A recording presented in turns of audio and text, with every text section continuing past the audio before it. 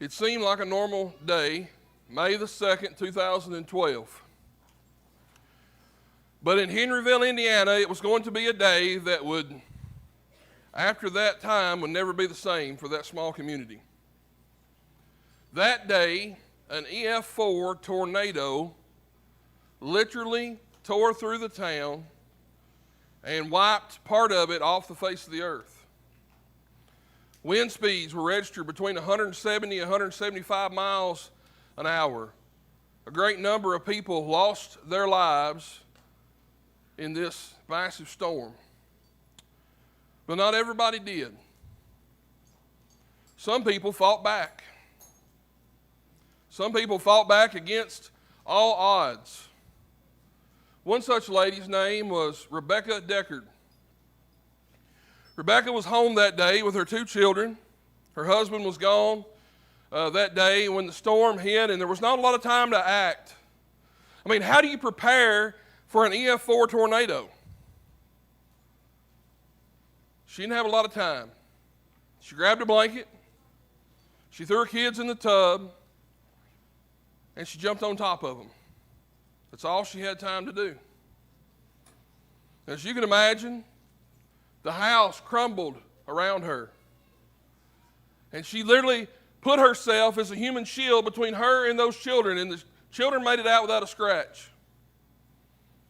Rebecca, as you can imagine, didn't fare the same.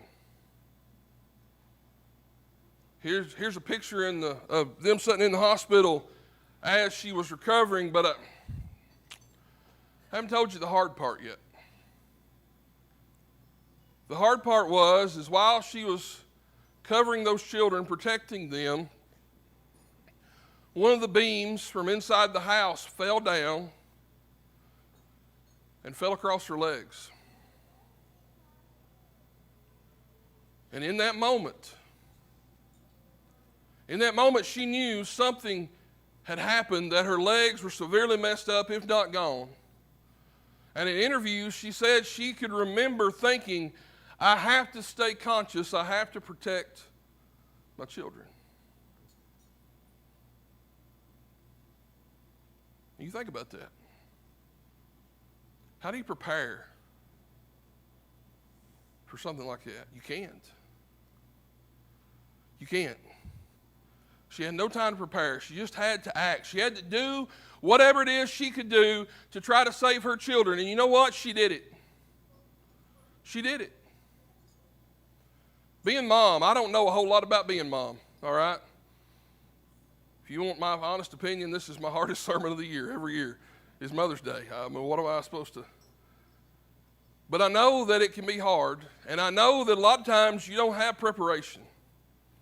You have to act, and you have to do the very best that you can do at the time. And this morning we're going to look at a mother in the Scriptures who didn't have a lot of time to prepare. In fact, she had really no way to prepare. And she still acted, and she still did the best that she could do. But now I'm going to put the sermon on hold for just a second. Here's what I know. Mother's Day is a wonderful holiday. We celebrated it. It's a time to focus on a member of our family that's a core piece. But I know that for some of you, today's a hard day. For various reasons. Some of them I know and some of them I don't. Some of you wish you could call your mother again. And you can't. So, even though this is a sermon about mothers, about a mother, even if you're not in the best frame of mind this morning because of Mother's Day, I hope that you can still find something here, because the things we're going to talk about today can apply to every Christian, not just mamas. Mamas are just a good example for us today. So, with that being said, got your Bibles, let's go to Hebrews chapter 11. That's going to be our anchor verse today. Our anchor verse, we're going to come back to it over and over again. And we're going to see something rather interesting here in Hebrews 11 and verse 23. By faith, Moses, when he was born, was hidden for 3 months by his parents because they saw that the child was beautiful and they were not afraid of the king's edict. Now, when you look at Hebrews 11, we sometimes call it Faith's Hall of Fame. All these people are listed, all these examples of faith, one after another after another.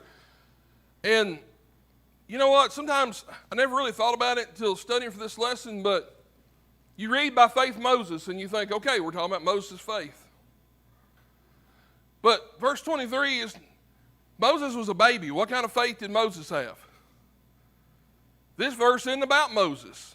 This verse is about Moses' mother and father. And when you think about acting, when you think about stepping out beyond fear and beyond the unknown to do something, what is that action if it's not faith?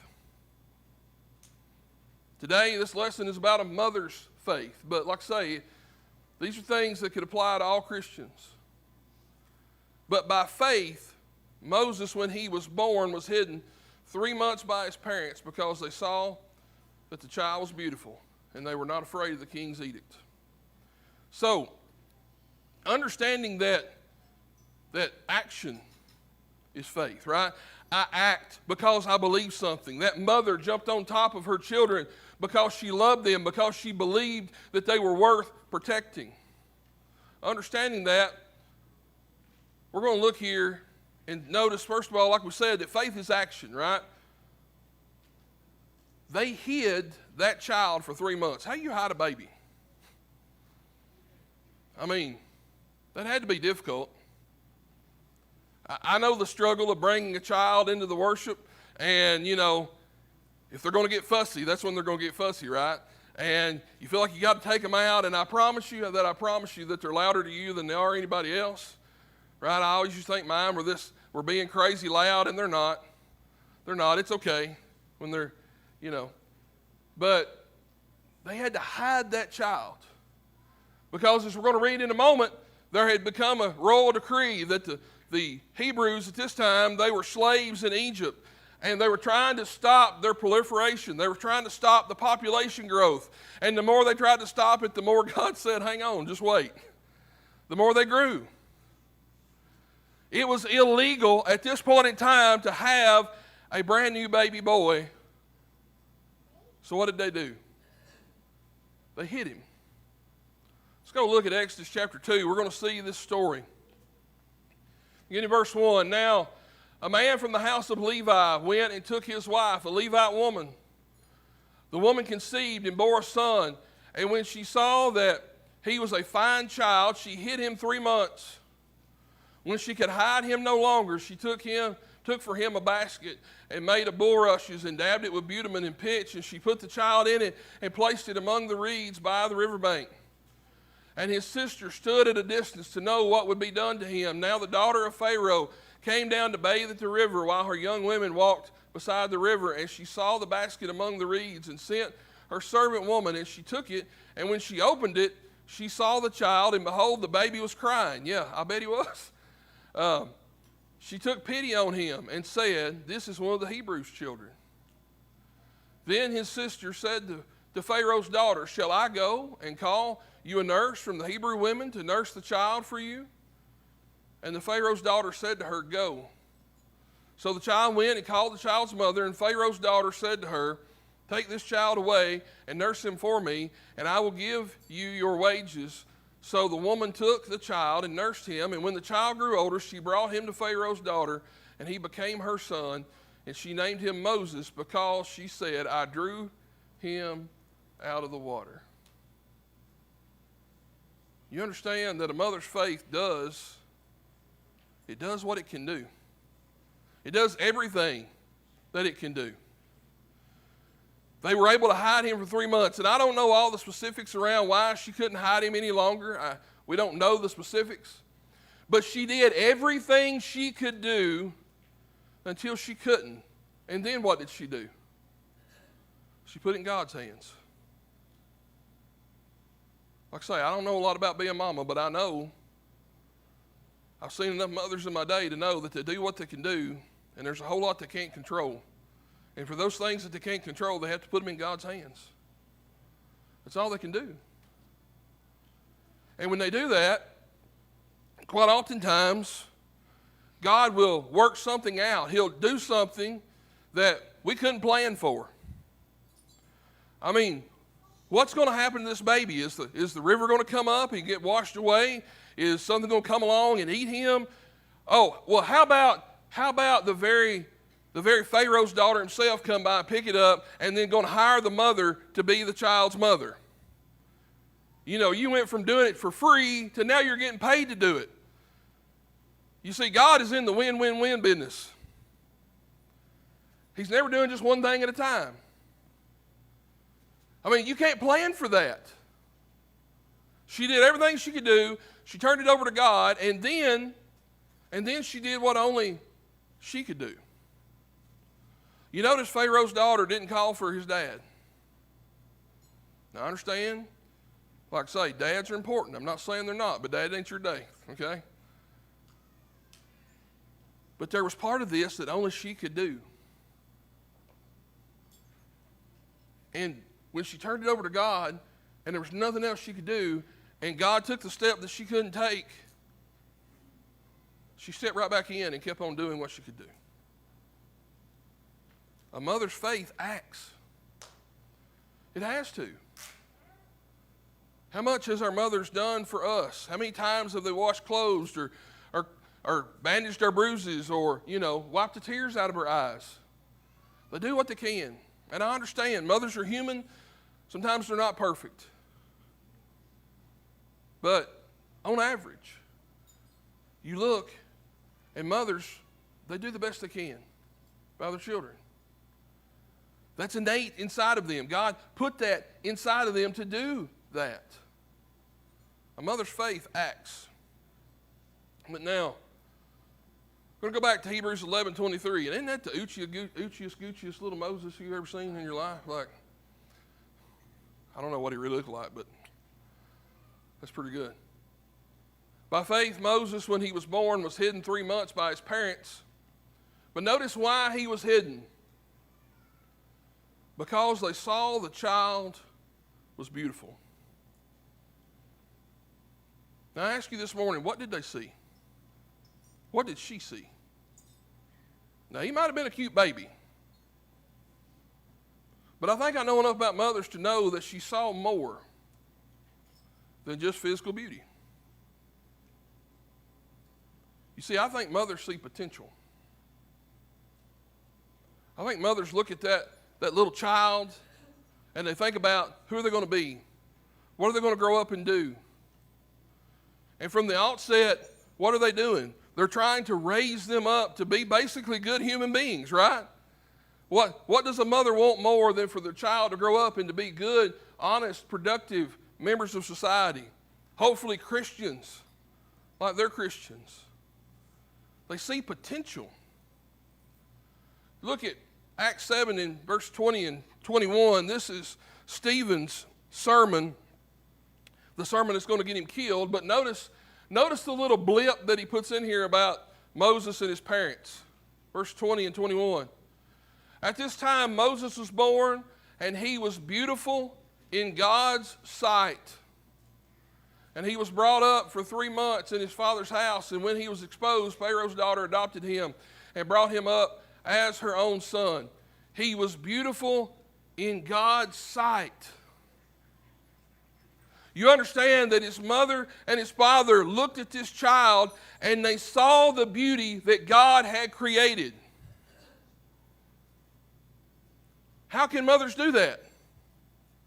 Because God gave them the ability to see that. They see beauty. What do mothers do? What do women do if they don't bring beauty into the world and replicate it and multiply it? I'm sorry, guys. People may describe you by a lot of different words, but beautiful probably isn't going to be one of them. We prefer handsome, I guess. Beauty's in the realm of mothers. And not just physical beauty. We talked about modesty this morning in my middle class, teenage class. And that real beauty is not out here, but it's in here. It's the person that we are. It's who we are on the inside. It's how we love people. It's how we nurture people. It's how we pour in and invest into others. That's beauty. And that's a beauty not only that Moses' mother had, but that she saw in this young child. Think about what kind of place the world would be if nobody ever saw potential in anyone else. This child come out and the mother just says, well, you're going to be a horrible little rugrat like the rest of them. Little crumb cruncher. What kind of world would we live in if nobody ever saw potential in somebody else? It'd be miserable. But lastly, go back to Hebrews 11 and verse 23 again. By faith, Moses, when he was born, was hidden for 3 months by his parents because they saw the child was beautiful, and they were not afraid of the king's edict. What was the king's edict? Go back to Exodus chapter 1.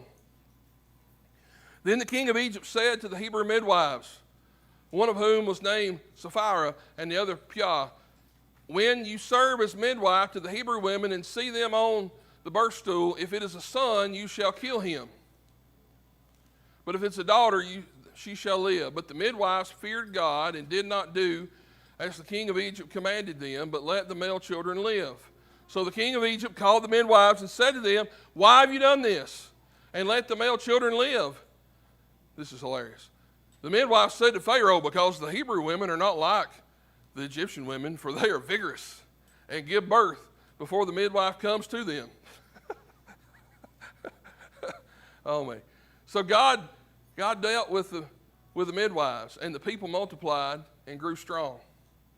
And because the midwives feared God and gave them families, then Pharaoh commanded all his people, every son that is born to the Hebrews you shall cast into the Nile, but you shall let every daughter live. It was a national crime to have a Hebrew baby boy. Now, there's a lot of things in this world, in this nation, that we'd like to change, rules and leaders and politics and morals. But it's not illegal to have a boy. What do you think the penalty would have been? Getting caught breaking Pharaoh's law. Might have been death, I don't know. But I want you to understand that a mother's faith doesn't let fear override her faith. Her faith, in fact, what? Overrides her fear. Why did they hide the child? Why did they saw the beauty in him? And while they had to be scared, I imagine they were scared. That mother in that tornado with the house tearing literally apart above her head, I'm sure was intensely afraid. But you understand, courage is not the absence of fear. Courage is acting with the fear, in spite of the fear. Courage is not letting the fear stop you. And the same thing applies to faith. There's a lot of things to be scared of. A lot of things, a lot of unknowns, a lot of what ifs, a lot of things outside of our control when it comes to our children. We worry about what kind of world they're going to grow up in. We worry about all these different things. I don't know. We can't control any of that. If we let the fear of that stop us, then we do nothing. And then the result is even worse than if we try. Because here's the thing, I don't think it's impossible. You look at examples. When it got impossible, God flooded the earth. When it got impossible, God rained down fire on Sodom and Gomorrah. God hasn't destroyed this world yet, so you know what? It must not be impossible yet. The good must still outweigh the bad because we're still here. And mothers are wonderful examples of faith. Every one of us here today, irregardless of what interaction you had with your mother, you're here today because of a mother. We think about this. Verse 23, it's really easy just to assign that to Moses and go on, but Moses gets his own section next, beginning in verse 24. By faith, Moses, when he was grown up, he refused to be called the son of Pharaoh's daughter, choosing rather to be mistreated with the people of God than to enjoy the fleeting pleasures of sin. he considered the reproach of Christ greater wealth than the treasures of Egypt, for he was looking to the reward. By faith he left Egypt, not being afraid of the anger of the king, for he endured as seeing him who is invisible. By faith he kept the Passover and sprinkled the blood so that the destroyer of the firstborn might not touch them. Moses was a wonderful, godly man. But I ask you the question this morning, how did he come to the idea that he should not be an Egyptian son, that instead he should have been a Hebrew one? What caused him to turn down his inheritance? What caused him to identify with a group of people who were literally slaves? Literally the poorest of the poor, looked down. You can either be on the extreme upper end of society or you can be on the extreme lower end of the society, and you get to choose, and he chooses the bottom. Why did he do that? I understand every person is responsible for themselves. But I also know that his mom and daddy had something to do with it. The influence that she and they wielded upon this man caused him to lead God's people and to complete God's will that God had set up for his life. And what more could we do, mothers, fathers? What more could we do than to invest in the next generation and to help them complete God's will for their lives? If you tell me what better thing we can do, then we'll start doing it today. Because I don't know it. A mother's faith, it's powerful. It's powerful. Today I don't know what you need. Maybe you need to have faith for the first time. Maybe you need to become a Christian. Maybe you're just struggling because it is Mother's Day. I don't know what you need. But I know you can respond. You can come forward. You can go to the shepherd's room after services. If you want to have a private conversation with one of the leadership, you can grab somebody on the way out. You can call somebody on the phone, because this is a group of people that love God and they love you. And you have a God that loves you more than even we can possibly love you. I don't know what you need this morning, but if you need anything, come while we have this invitation.